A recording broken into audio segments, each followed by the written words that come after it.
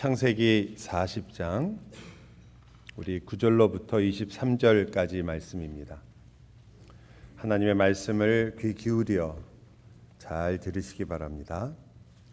술 맡은 관원장이 그의 꿈을 요셉에게 말하여 이르되 내가 꿈에 보니 내 앞에 포도나무가 있는데 그 나무에 세 가지가 있고 싹이 나서 꽃이 피고 포도송이가 익었고 내 손에 바로의 잔이 있기로 내가 포도를 따서 그 즙을 바로의 잔에 짜서 그 잔을 바로의 손에 들였노라.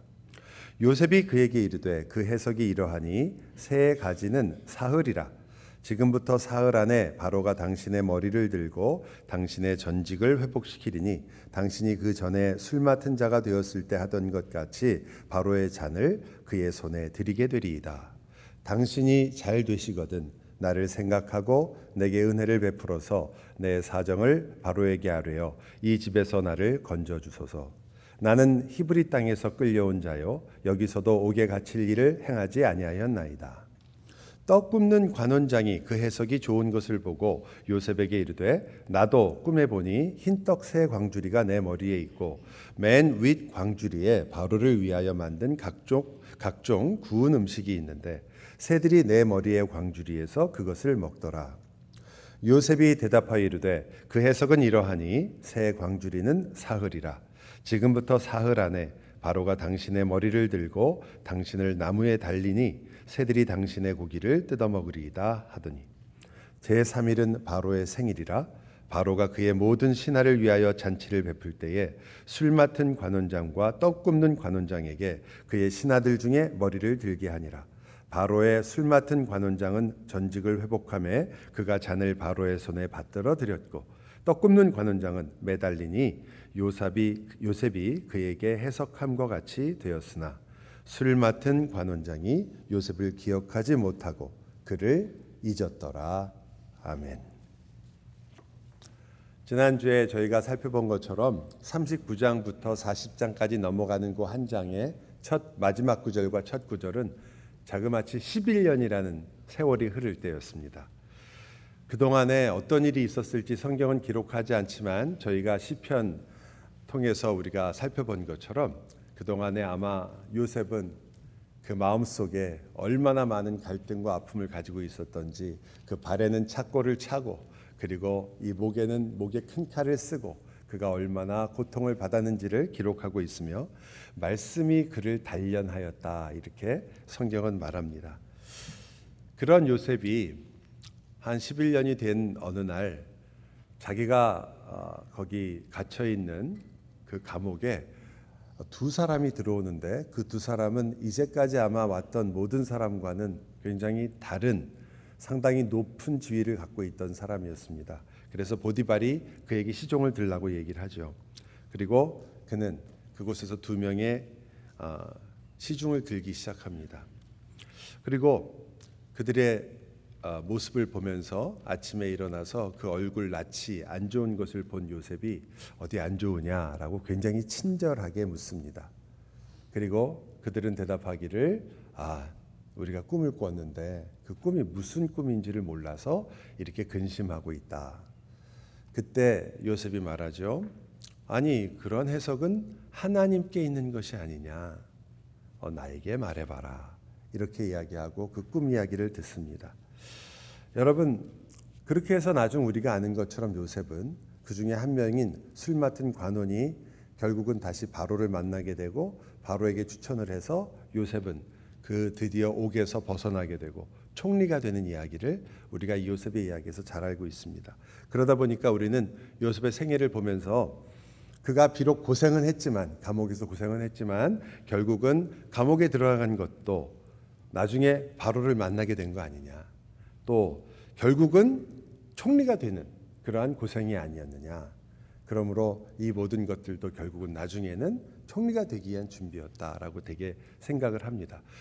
제가 그렇게 해석하는 것이 다 완전히 잘못된 것은 아니라고 분명히 말씀드렸습니다. 하나님의 섭리가 참 그곳에 오묘하게 작동한 것은 사실입니다. 그러나 우리가 그렇게만 보게 되면 이것을 제가 그때 세옹지마 해석법이라고 말씀드렸는데 이렇게 어떤 일이 결국은 나중엔 좋은 것이 되지 않겠느냐라는 해석입니다. 특히 요셉을 우리가 알고 있으니까요. 그런 것이 아니라 사실 성경이 이야기하고자 하는 바는 첫 번째로는 요셉이 나중엔 결국 총리가 되었다는 얘기를 하는 것이 아니라 우리가 히브리서를 살펴봐도 알지만 요셉이 나중에 형제들을 만나서 나를 먼저 보내신 것은 당신들을 구하기 위한 것이다. 그리고 결국은 어떤 걸 이야기하는 거죠? 내 유고를 가지고 가나안으로 돌아가라.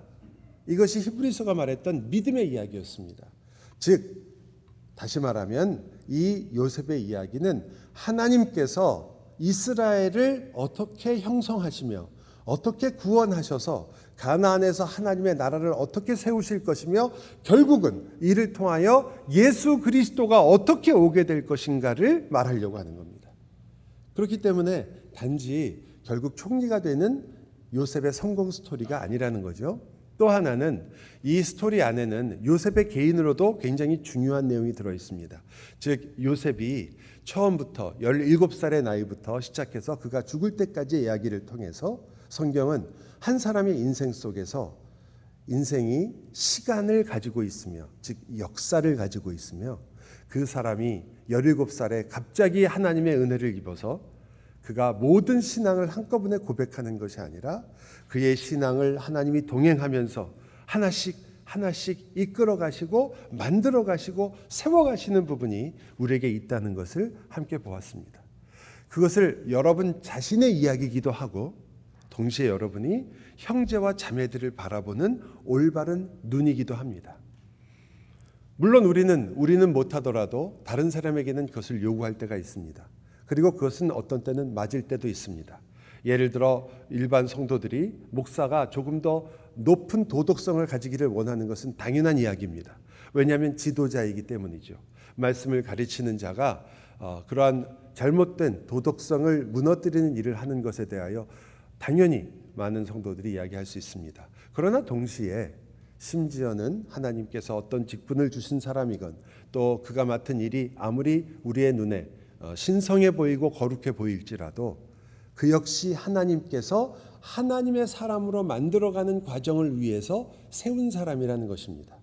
목사는 물론 여러분을 위해서 하나님이 세우셨습니다. 그러나 동시에 제 인생을 본다면 저를 위해서도 세우셨다 이 말입니다.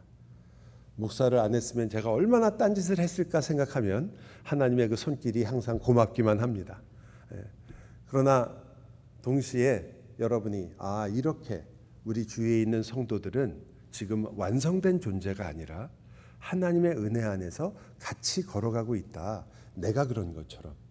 그래서 여러분이 더 많이 사랑할 수 있고 더 많이 기다려줄 수도 있으며 또 더 많이 권면할 수도 있는 겁니다. 바꿀 수 있고 고칠 수 있는 게 얼마나 많이 있습니까? 주님을 닮아갈 일들이 얼마나 많이 있습니까? 그 일들이 다 우리에게는 어드벤처가 되는 거죠. 너무 모험적이고 즐거운 일들입니다. 그 일들을 주님과 함께 걷는 것을 그래서 우리 신앙의 선배들은 기쁜 길이라 즐거운 길이라 이렇게 얘기했습니다. 왜냐하면 걸어갈수록 나는 예수 그리스도를 조금씩 알게 될 것이고 주님께 가까이 가는 것이며 주님의 그 영원하시고 거룩하신 삶을 조금씩 내 삶 속에서 경험하게 되기 때문입니다. 이 얼마나 행복하고 복된 인생입니까? 여러분은 먹고 살기 위해서 이 땅에 태어난 사람이 아니며 여러분은 이 땅에 무언가 족적을 크게 남기려고 태어난 사람들이 아니고 여러분은 성공하기 위해서 이 땅에 온 사람들이 아니라 예수를 닮기 위해 왔습니다. 그리스도의 장성한 분량을 위해서 왔습니다. 하나님의 나라에 맞는 사람이 되기 위해 이 자리에 왔습니다. 그렇기 때문에 우리는 인생의 최고의 가치를 가지고 있으며 누구하고도 바꿀 수 없는 목적을 함께 갖고 있는 것입니다. 이것을 성도라고 부릅니다. 여러분, 이 일을 이뤄가는 이 과정 속에서 요셉이 17살 때와는 다르게 그럴듯한 말을 한마디 합니다. 도대체 이 꿈 때문에 고민이다. 아니, 그 해석은 하나님께 있는 게 아니냐. 하나님의 뜻 안에 있으며 하나님의 손에 달린 것이다. 내가 보니까 내 인생도 내 마음대로 되는 게 하나도 없더라. 결국은 하나님께 있는 것이 아니냐라는 놀라운 고백을 합니다. 그런데 여러분, 우리는 어떤 사람이 예수를 만나서 주님을 닮아가면 어떤 식으로 생각하냐면 그 다음부터는 무조건 뭐라고 표현할까요? 우상향한다고 할까요? 그냥 위로 쭉 올라가는 거. 위상향이라고 생각합니다. 무조건 위로 올라가는 걸로. 그래서 계속 좋아진다고 생각합니다. 신앙이. 그렇지 않고요. 신앙은 이렇게 대부분 자랍니다. 우리의 하나님을 향한 지식이 자랍니다. 그리고 그 지식 때문에 우리는 상당히 많은 고민과 갈등을 하게 됩니다. 그 안에서 우리가 얼마나 연약한 자인지를 알게 되고 내가 아는 것이 아니라 주님께서 나를 사랑하시기 때문에 사는구나를 깨닫게 되면서 주님을 조금 더 닮아갑니다. 그리고 나면 또 시간이 가면서 주님을 조금 더 배우게 됩니다. 이러한 일들이 있기 때문에 이것은 지그재그가 아니고 내려갔다 올라갔다 내려갔다 올라갔다 이렇게 단순한 그런 것이 아니라 여러분의 인생 전체가 하나님께서 내 인생을 그저 기계처럼 위로 올리시거나 기계처럼 그저 지그재그로 끌고 가신 것이 아니라 정말 인격적으로 다루시고 계시구나. 내가 필요할 때면 잠시 쉬게도 하시고 어떤 때는 한순간에 나의 인생과 마음을 정말 독수리처럼 날개짓치고 올라가도록 하나님의 말씀이 막 내 마음에 엄청 그냥 완전히 가득 차서 무엇으로도 바꿀 수 없게 만들어내시고 또 어떨 때는 그 상황 속에서 사막과 같은 그 시간들을 지나게 하시고 그런 것들을 통해서 하나님께서 우리를 세워가시는 것을 알게 됩니다. 그것이 요셉에게도 마찬가지였다는 걸 기억하셔야 됩니다. 요셉은 오늘 사실 그가 고백했던 그 고백과는 전혀 다른 모습을 보여주거든요. 오늘 말씀에는 두 가지의 여러분에게 알려드리는, 다시 말하면 성경이 말하고 있는 두 가지의 진리 또 혹은 우리의 신앙의 삶 속에서 기억해야 되는 것들이 있고요. 한 가지는 오늘 설교의 진정한 목적이 되는 요셉이 그렇다면 과연 신앙에 어떤 정진을 하고 있는가를 보려고 합니다. 두 가지를 너무 길게 설명을 드리면 세 번째 가장 중요한 것을 우리가 다룰 수 없기 때문에 첫 번째는 어떤 거냐면 꿈의 해석에 대한 부분이고 왜 여기서 꿈이라는 것이 나왔는가에 대한 부분입니다. 요셉의 꿈 얘기가 자주 나오기 때문에 여러분 요셉이 꿈을 멋있게 해석하잖아요. 가지, 포도나무에 가지가 3개가 나왔습니다. 그걸 뭐라고 해석했죠? 사흘이라. 또 3개의 광주리가 머리에 이렇게 이어졌습니다. 사흘이라 이렇게 해석했습니다. 그리고 그 3가지에서 싹이 나고 결국은 잎이 나고 열매를 맺으니까 그 열매 맺은 그 열매를 따서 바로의 잔에 즙을 짜서 넣는 것을 보고 그리고 그것을 바로에게 주는 것을 보고 당신은 이제 바로가 다시 불러서 이 일을 다시 맡게 될 거다 해석을 했습니다. 또 하나는 그 맨 위에 있는 광주리가 바로를 위한 광주리였는데 거기 새가 와서 그 광주리에 있는 음식을 먹는 것을 보고 당신은 똑같이 사흘 후에 부르겠지만 당신을 바로가 매달 것이다. 나무에 매달아 죽게 될 것이다. 이렇게 이야기를 합니다. 참 어려운 이야기죠. 다른 사람의 꿈을 듣고 이렇게 해석하는 것 자체가 어쨌든 그렇게 해석해서 그대로 됩니다. 그게 이제 이 요셉이 꿈을 해석하는 것에 대한 대단한 얘기죠. 그래서 우리는 요셉은 과연 꿈을 해석하는 자고 요셉은 이렇게 해서 하나님께서 참 사랑하고 은혜를 베푸신 자구나라고 쉽게 생각하지만 여러분 제가 한순간에 여러분의 생각을 무너뜨릴 말을 한마디만 할게요. 그렇게 해석을 잘하는 요셉은 지가 감옥에서 나올 꿈을 못 꿨습니다.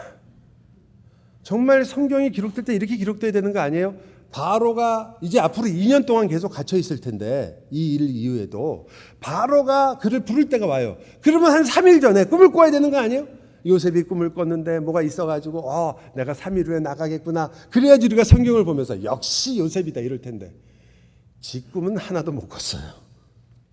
그리고는 일은 벌어지기만 했습니다.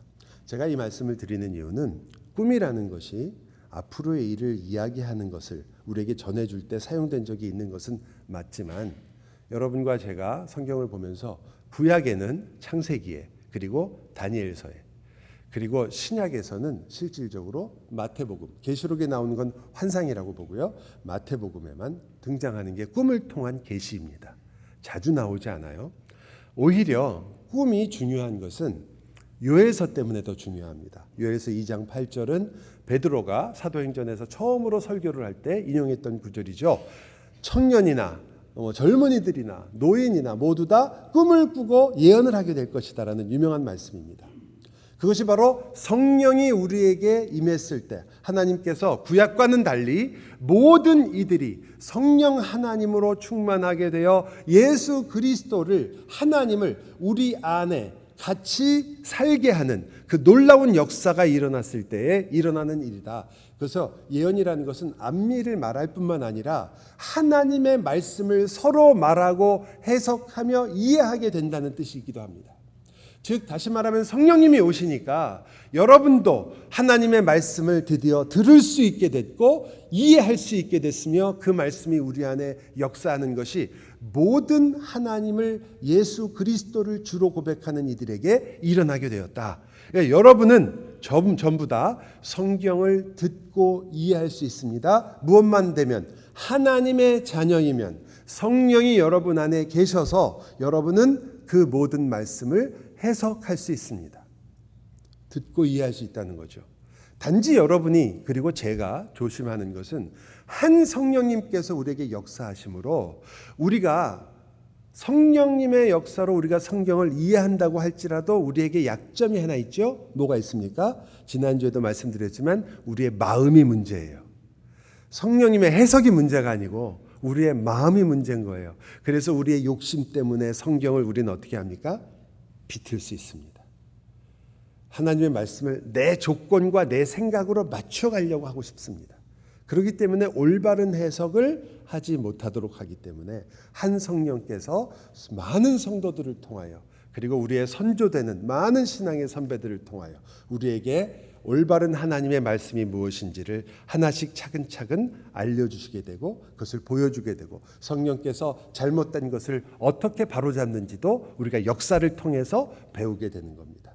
그래서 우리는 우리 개인적인 해석에만 머무르지 않고 항상 하나님이 공적으로 우리에게 역사를 통하여 주신 하나님의 말씀을 귀하게 여기게 되는 겁니다. 그러나 여러분은 여러분의 안에 성령님이 계시기 때문에 같은 자리에 앉아 있으며 또 어떤 때는 믿지 않는 사람과 같이 있더라도 그 말씀을 들으면 알게 됩니다. 하나님이 나를 사랑하신다는 것을 예수 그리스도께서 누구이신가를 성경은 여러분에게 모든 것을 다 한 번에 다 밝히 보여주지는 않을지라도 말씀을 알게 합니다. 이런 면에서 이 꿈이라는 것도 구약에서 그렇게 하나님의 말씀을 전하고 계시를 알도록 하는 데 쓰였습니다. 그러나 히브리서 1장 1절은 이렇게 말하죠. 옛적에 선지자들을 통하여 여러 부분과 여러 모양으로 우리 조상들에게 말씀하신 하나님이 그러니까 그 안에 모두 포함되어 있어요. 꿈도 포함되어 있고 환상도 포함되어 있으며 여러 가지 다른 예를 들어 사건도 포함되어 있고 병을 낫는 것도 계십니다. 그 병을 낫게 하는 여러 사건들도 그렇게 선지자들을 통해서 여러 모양으로 우리에게 말씀하신 하나님이 이 모든 날 마지막에 끝이 왔다는 거죠. 아들을 통하여 우리에게 말씀하신다 그러죠. 이 말은 이런 뜻입니다. 이제 아들을 통하여 마지막에 하나님께서 말씀하시는 새 언약의 말씀이 우리에게 마지막 말씀이 되는 거죠. 그리고 그 말씀은 무엇을 통해서 우리에게 끝이 나게 되냐면 요한계시록에 있는 말씀처럼 더 이상 이 말씀에 더하거나 혹은 빼거나 하는 것은 저주를 받는다라고 말하는 그 말씀처럼 성경 말씀이 우리 신약 성도들과 함께 드디어 완성되었습니다.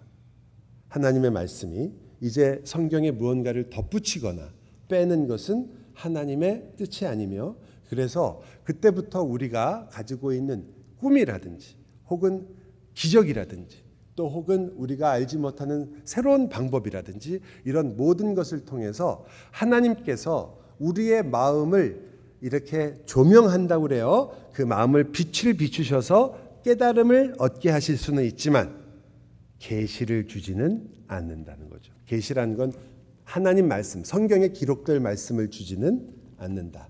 따라서 여러분이 꿈을 꿀 수 있습니다. 꿈이 가지고 있는 여러 가지 중요한 요건 중에 하나는 우리가 의식하지 않은 많은 생각들이나 우리의 관심들이나 욕심이나 좌절이나 절망도 우리가 꿈을 통해서 나타날 때가 많이 있습니다. 또 어떤 때는 여러분이 말씀을 너무 사모해 가지고 하나님의 말씀이 꿈속에서 조명이 돼 가지고 여러분이 아브라함아 하는 것처럼 여러분의 이름을 부르는 것 같은 하나님의 음성을 들으신 분도 있습니다. 없지 않습니다. 있을 수 있습니다. 그러나 그것은 뭐가 아니라고요? 하나님 말씀과 같은 계시가 될 수 없으므로 무엇에 의하여 다시 점검을 해야 되죠? 하나님의 말씀에 의하여 점검받아야 되고 하나님의 말씀이 우선권을 가지게 됩니다. 예를 들어서 이런 겁니다. 어떤 분이 저한테 와서 목사님, 제가 기도 많이 하시는 분에게 기도를 받았는데 제가 이 사업을 시작하라는 계시를 받았습니다. 그렇게 말을 하고 그래서 제가 이 사업을 시작하려고 합니다. 그럼 제가 뭐라고 말씀을 드릴까요? 하지 말라 하라? 그렇게 얘기하기보다는 이렇게 말씀을 드릴 거예요. 그러한 말을 들었다는 그 계시라는 말이 어떤 뜻인지 압니까? 계시라는 것은 하나님의 말씀이기 때문에 무오한 거예요. 그죠? 오류가 있으면 안 되잖아요. 하나님 말씀인데. 그렇다면 그런 면에서 하나님께서 어떤 일 개인의 사업에 무오한 하나님의 말씀을 하실 리는 없고 성경처럼 성경책에 기록이 돼야 되겠죠. 또 하나는 그것보다 더 중요한 하나님의 말씀은 당신이 어떤 사업을 하며 그 사업이 성공하고 실패하고 어떤 때는 그 일들이 내가 생각한 것보다 더 큰 일을 이루기도 하고 어떤 때는 나에게 참 상처가 되는 일이 있을 수 있지만 그러나 하나님께서 말씀을 통하여 당신에게 분명하게 약속한 것은 당신의 인생 전체가 영원한 생명을 향하여 가고 있으며 절대 실패할 수 없으며 하나님께서 당신과 함께함으로 당신은 영원한 기쁨을 누리게 될 것이다. 이게 하나님의 뜻이에요. 그것이 여러분에게 주신 계시입니다. 그것은 여러분의 인생의 모든 성공과 실패를 다 덮을 수 있는 말씀입니다. 그 모든 것이 지나 여러분이 다시 인생을 다시 본다고 할지라도 내가 이 세상에서 여러분이 목사님 말은 좋지만 제가 이제까지 어떻게 살아왔는지 몰라서 그래요. 제가 지금 어떤 문제를 가지고 지금 이 교회 와서 앉아있는지 지금 속이 부글부글 하는데 그저 그냥 하나님 예배한다니까 앉아있는 거지 지금 제가 마음이 어디가 있는지 모르시죠? 라고 하는 모든 분에게 다 적용됩니다. 여러분이 어떤 상황 속에 들어가서 무슨 고민을 하고 계시던지 여러분이 주님의 자녀라면 이 하나님의 말씀은 반드시 이루어집니다. 그것이 신앙입니다. 그것은 여러분이 생각하는 것과는 좀 다르게 이루어질 수는 있어도 하나님의 말씀은 반드시 이루어집니다. 그렇기 때문에 여러분 꿈을 꾸거나 혹은 계시를 받는 일에 여러분의 마음을 빼앗기지 마시고 내 바로 앞일이 어떻게 되는가가 중요한 것이 아니라 여러분의 인생을 지금 함께 가고 계시는 하나님께서 내 아버지시라는 것을 절대 잊으시면 안 됩니다. 그것이 여러분을 살리는 힘이지 여러분 사업 잘 되지만 불경기 오면 또 안 됩니다. 또 불경기 때 잘 됐던 사업은 또 다른 때가 오면 잘 안 됩니다. 옛날에는 한국에서요. 한국 얘기긴 하지만 은행에 들어가면 이거는 뭐 철밥통이었습니다. 은행에 들어가서 일하시는 분은 무슨 일이 있어도 문제가 없다고 생각해서 은행에 들어가면 뭐 요즘 물어봤더니 아니라는데요. 요사이 안전한 직업이 어디 있네요. 옛날에 공무원이 되거나 선생님이 되면 그렇게 좋은 직업이었는데 아이들한테 물어봤더니 아무도 안 오네요. 선생님 되겠다는 애들이 없어요. 옛날에는 건물주가 조물주 위에 있다고 그랬어요. 그런데 지금은 건물주도 인기가 없습니다. 공실이 너무 많잖아요. 건물을 갖고 있는 것만큼 고생하는 걸 보더니 또 생각이 바뀌는 거예요. 여러분 다 아시잖아요. 그런데 거기에 여러분의 인생을 거신다는 게 이게 말이 되는 이야기입니까? 여러분이 가지고 있는 여러분의 생명의 가치가 그것밖에 안 되겠습니까? 하나님이 여러분을 그렇게 대우하시겠습니까? 물론 당장 힘들고 어려움이 있습니다. 돈이 많은 것은 없는 것보다 조금 편할 수도 있겠죠. 그리고 여러분이 계획했던 일들이 잘 되는 것은 순간적이지만 여러분에게 기쁨을 줄 수 있겠죠. 하지만 그것을 어떻게 영원한 기쁨과 바꿀 수 있단 말입니까? 바꿀 수 없습니다. 여러분이 가지고 있는 이 인생이 우리가 열심히 살며 온 힘을 다하여 나의 달란트와 하나님이 주신 일을 위하여 애를 쓰고 살고 있고 지금도 살고 앞으로도 살아야 하는 일이지만 그러나 이것과 천국을 바꿀 수는 없습니다. 이것과 나의 영원한 하나님의 그 기쁨과 영광과는 바꿀 수 없는 것입니다. 여러분은 바로 그 자리에 계신 분들이죠. 요셉이 사실상 꿈을 꾸었고 꿈을 해석한 일은 우리에게 이렇게 계시로 전달되었지만 이제 여러분은 내가 꿈을 꾸거나 그러한 일이 있을 때 내가 하나님의 영원하신 말씀 속에서 이것을 어떻게 봐야 되는가. 누가 여러분을 꿈이나 혹은 무슨 기도 많이 했다는 말로 여러분의 마음을 불안하게 하거든 속으로, 겉으로는 하지 않으셔도 돼요. 사탄아 물러가라. 하나님께서 나를 인정하시고 나를 그분의 자녀로 삼으셨으며 내 인생을 가장 아름다운 길로 인도하시겠다고 약속하신 그 약속보다 당신이 꾼 꿈이 더 세다고? 당신이 받은 기도의 응답이 더 세다고? 우리 어릴 때는 이렇게 얘기했습니다. 웃겨라 마이신이다. 지금은 어떻게 말하는지 모르겠어요. 말도 안 되는 일이라는 거죠. 여러분 이제 한번 그것을 아신다면 두 번째 사실을 좀 얘기하려고 해요.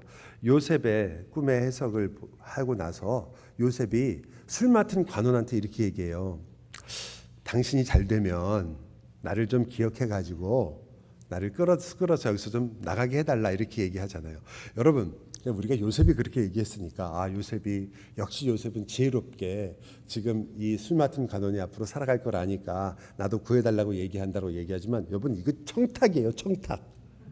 네? 요즘 문제가 많이 되고 있는 청탁을 하고 있는 거예요. 별로 해준 일도 없이 아직 확실하지도 않은데 지금 요셉이 하고 있는 일은 물론 과거에는 지금과는 다르니까 이걸 청탁으로 치지 않는다고 해도 적어도 여러분이 이렇게 생각하실 수는 있어요. 이거 너무 세상적인 거 아닌가? 이런 생각은 하실 수 있잖아요. 아니 지금 꿈이 이루어진다는 생각을 했으면 이 꿈이 이루어져 잘 되시거든 하나님께 감사하시고 이래야 되는 거 아니에요? 우선 여러분 어떻게 생각해요? 여러분 같으면 그러지 않겠어요? 여러분이 어떤 사람에게 좋은 조언을 줬어요. 그 조언이 하나님께서 나에게 주신 말씀인데 하나님 말씀을 보니까 이렇습니다. 이걸 붙잡고 힘을 내십시오. 그랬더니 그분이 정말 힘이 나네요. 그러면 여러분이 그러면 나한테 돈 좀 주실래요? 이렇게 할 거 아니잖아요. 뭐라고 그러세요? 하나님께 영광을 돌리십시오. 이럴 거 아니에요. 말뿐이어도 사실은 뭔가 주기를 바라지만 말뿐이어도. 근데 요셉이 그렇게 하고 있는 거거든요. 지금 하나님이란 말이 단 한 번도 나오지 않습니다. 자 이렇게 되면 우리는 이렇게 생각하기도 쉽습니다. 그래 맞아. 이렇게 다 세상적인 방법이잖아요. 그 사람에게 잘 얘기해서 바로에게 잘 얘기해가지고 나를 여기서 끄집어내달라. 이거 완전히 세상적인 방법이니까 이거는 다 불신앙이고 믿음이 없는 것이다. 요셉의 믿음이 너무 없구나. 이렇게 생각하실 수도 있습니다. 결론은 조금 비슷할지 몰라도 저는 그렇게 생각하는 것은 위험하다고 봅니다. 여러분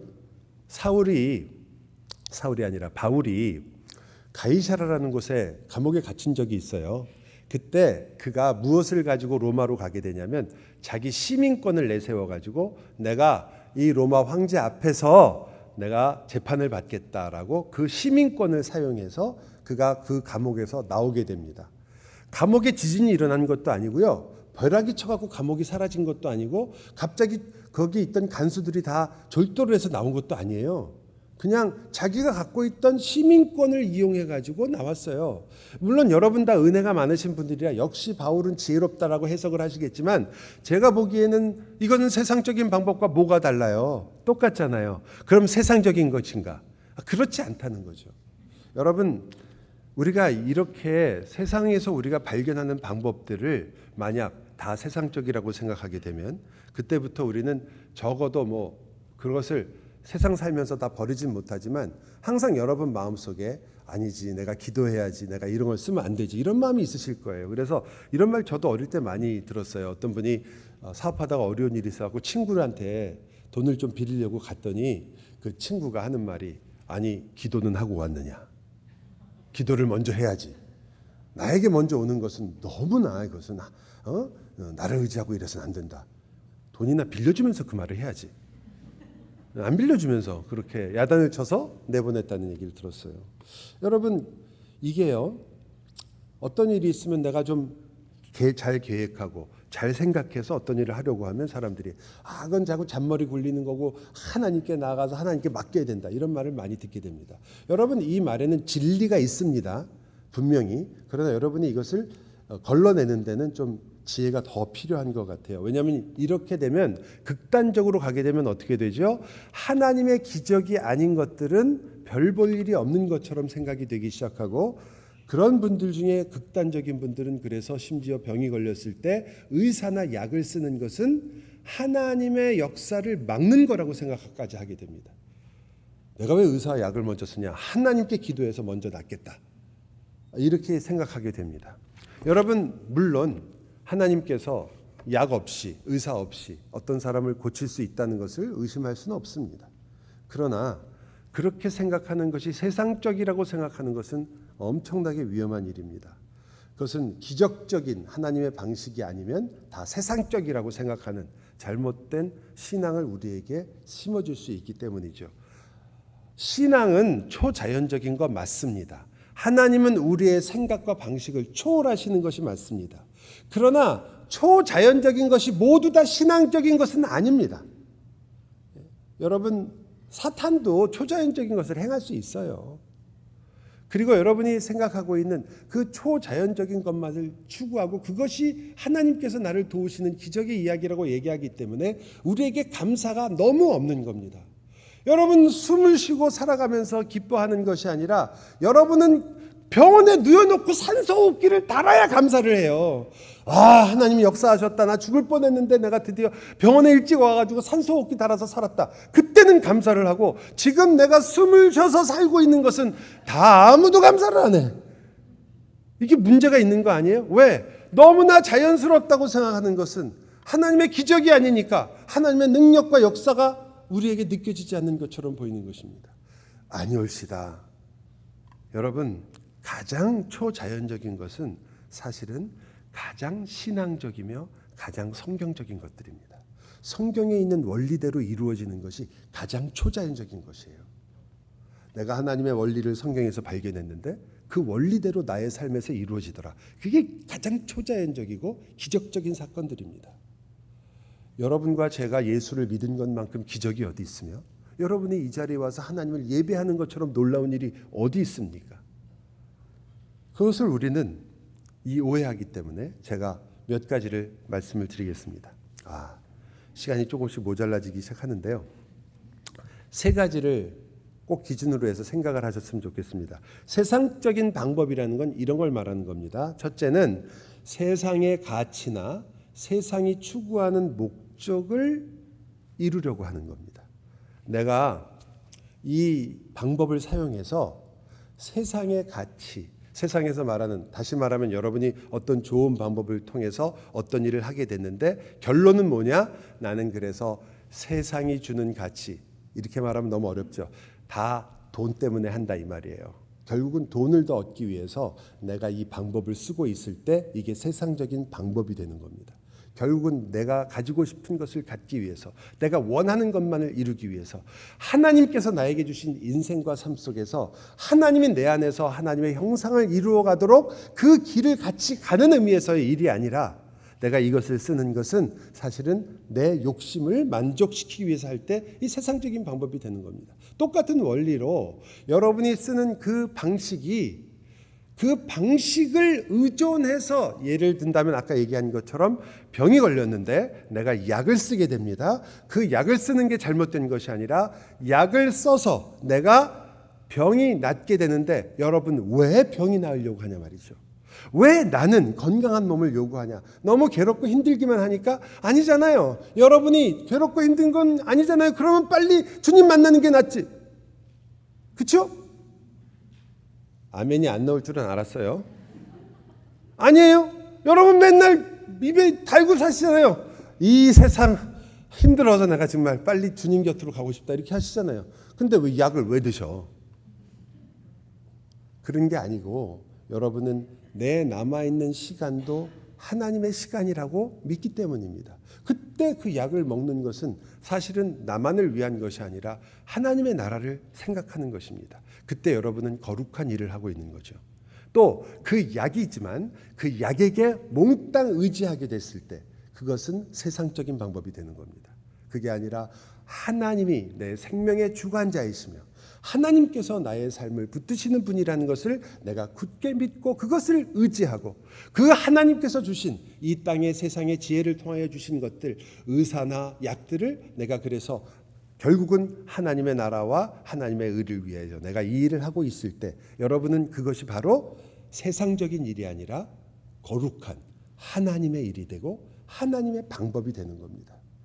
여러분, 개혁교회가 우리 성도들에게 돌려준 것 중에 가장 중요한 성경의 진리 중에 하나는 성직자가 없다라는 것보다도 모두가 성직자라는 것입니다.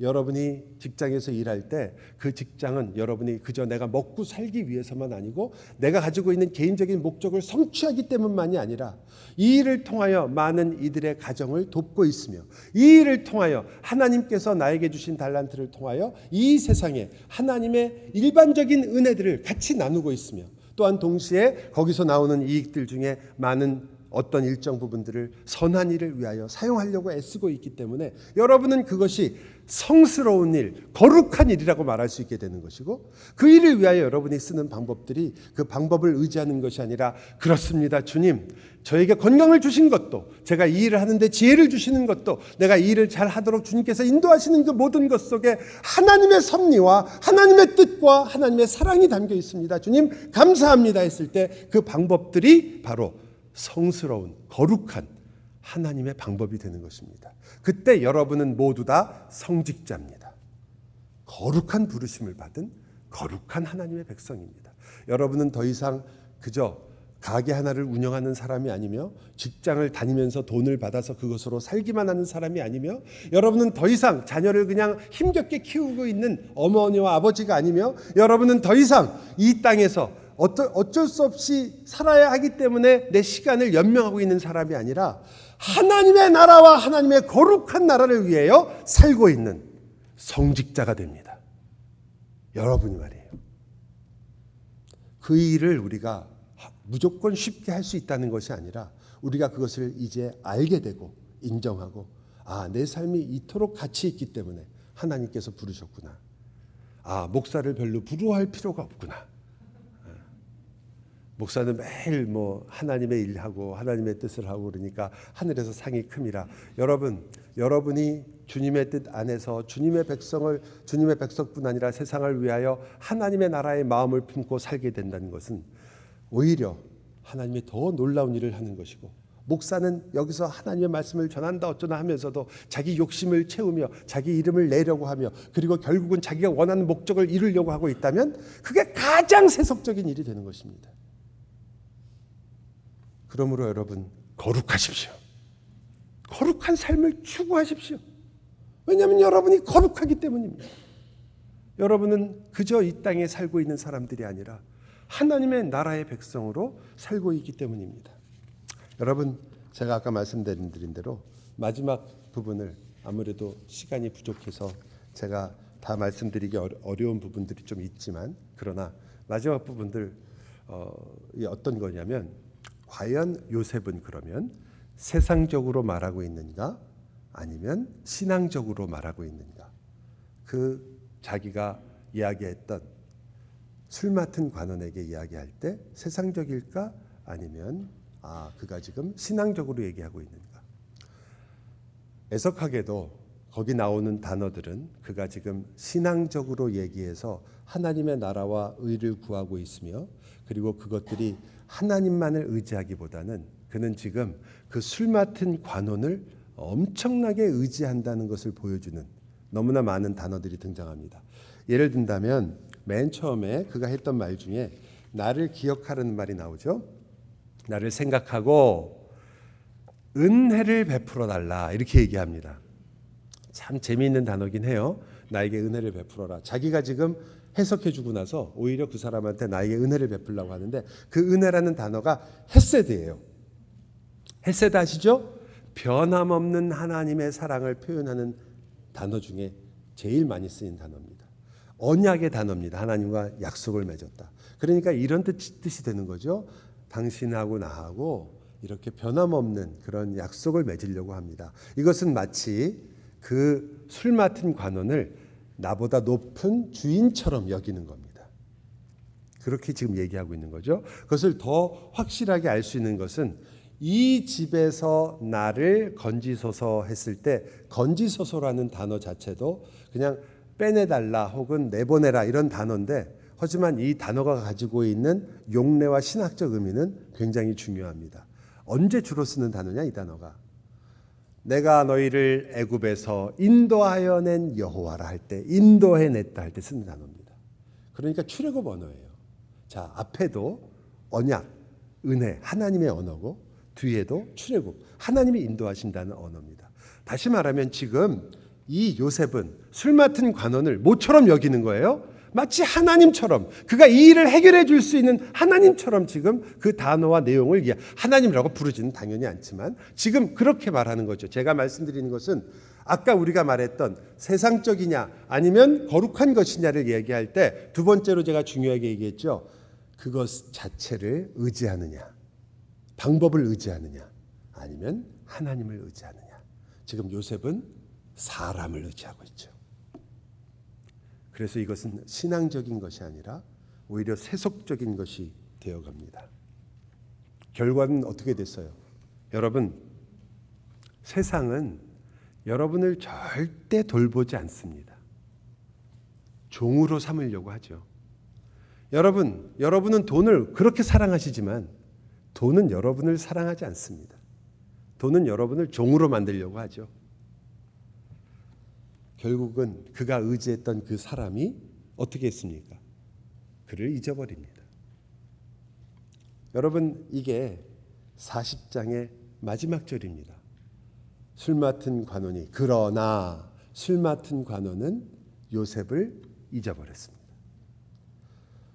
그 다음 41장에 물론 우리는 알고 있어요. 요셉이 바로 앞에 간다는 것을 2년이 지난 후에.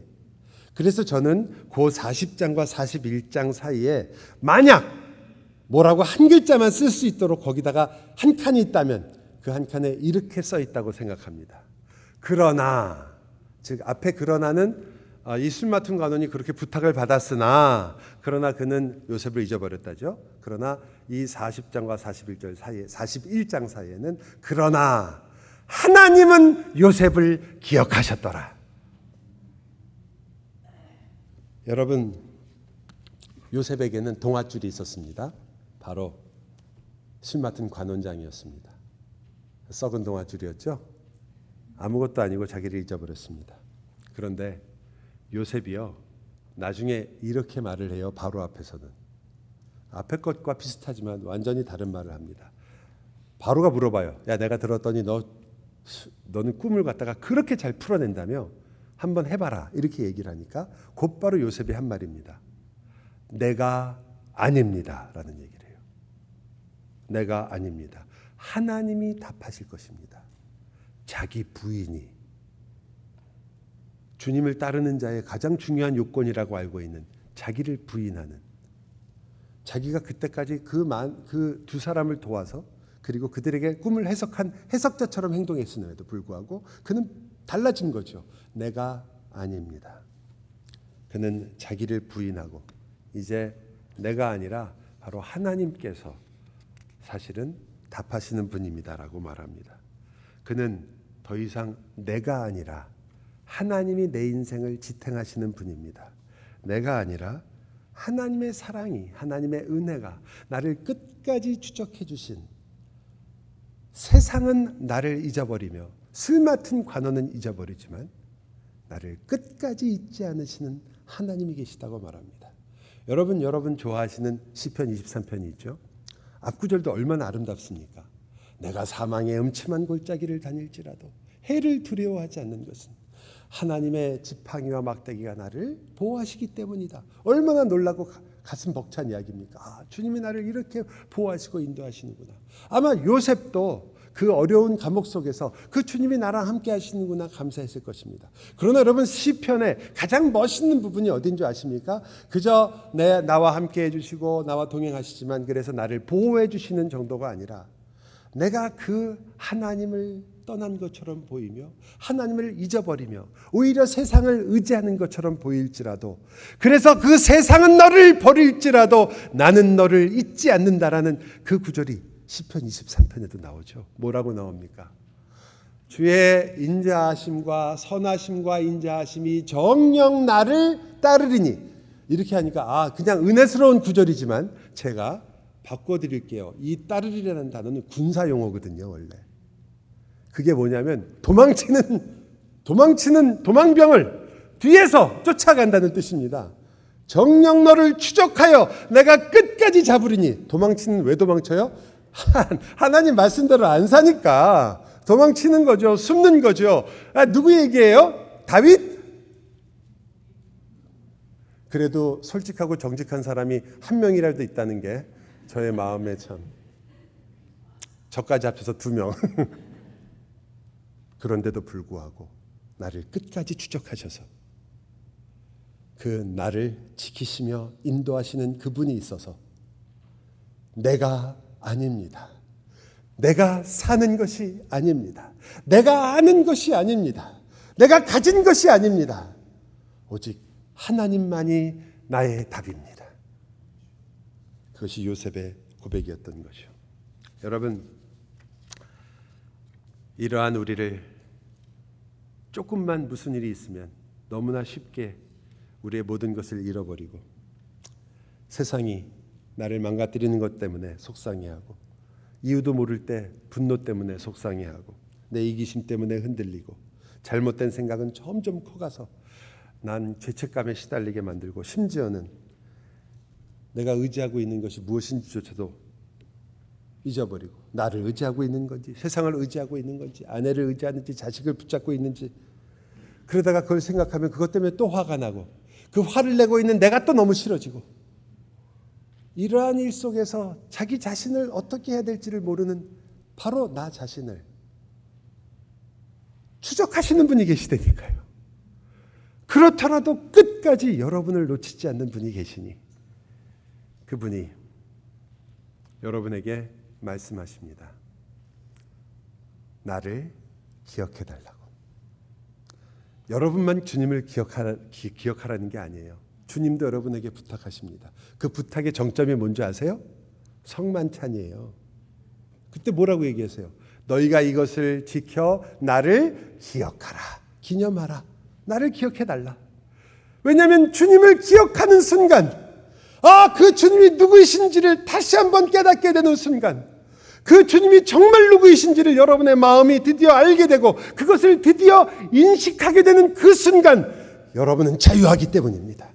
그때 여러분은 소망을 갖게 되기 때문입니다. 그때 여러분은 내 마음속에 왜 내가 울고, 왜 내가 기뻐해야 되고, 내가 왜 안식해야 되고, 왜 내가 평강이 있는지를 그때 알게 되기 때문입니다. 그 주님을 기억하라. 기도합시다.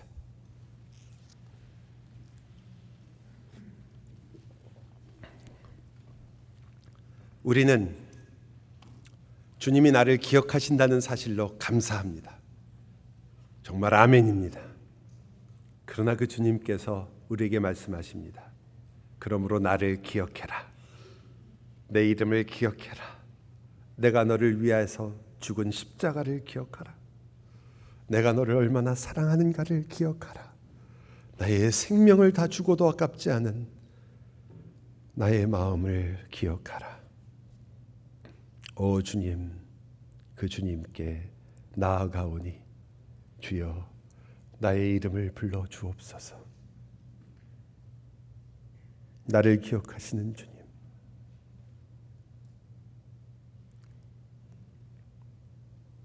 나를 오늘 다시 불러 주옵소서. 예수 그리스도의 이름으로 기도하옵나이다.